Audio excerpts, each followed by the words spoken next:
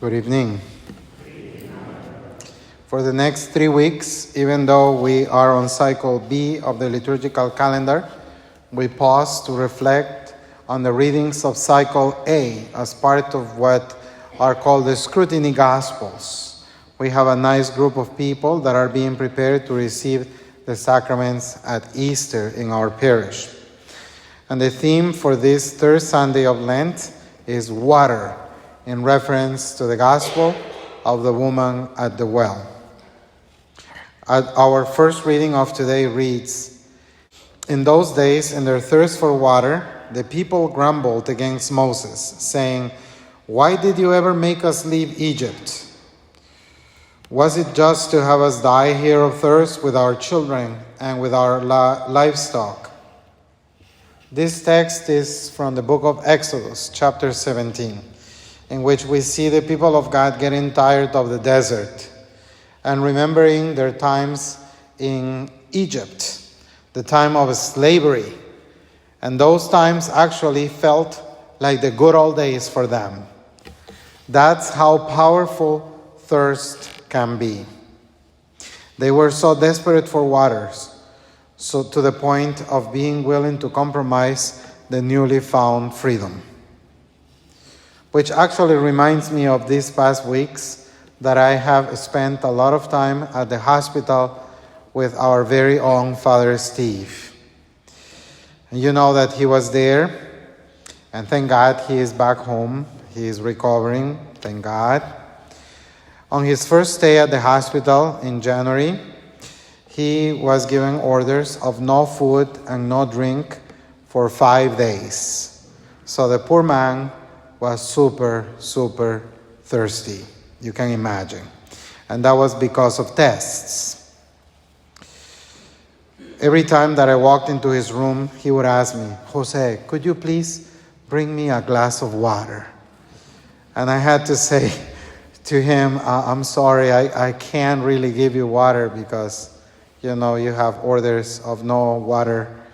"Oh, okay." And I would try to explain, but then he would ask again. So then I would have to change the conversation or try to make something up. And this was for 5 days straight and multiple times each time that I walk into the room. So sometimes I could explain. Other times I will just have to change the topic or talk about the weather or try to distract him and talk about something else. But thirst is real when you cannot drink for 5 days straight, Finally, on the 6th day, he could have his first meal and he could have his first sip of water. And he was like, that feels good, Jose, right?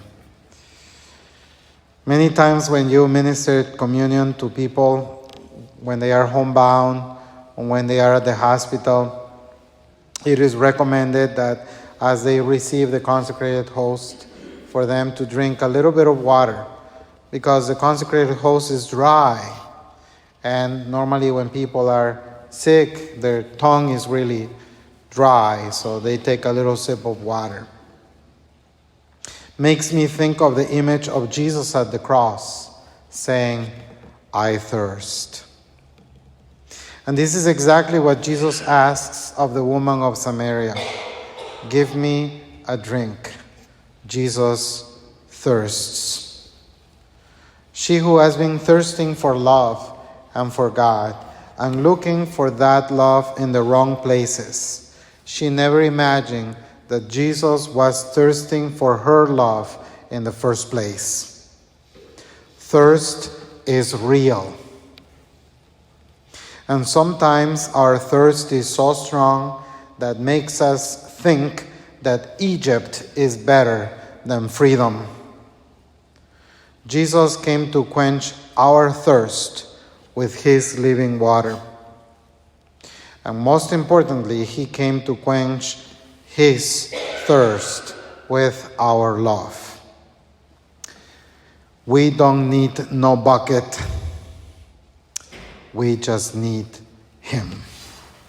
Amen.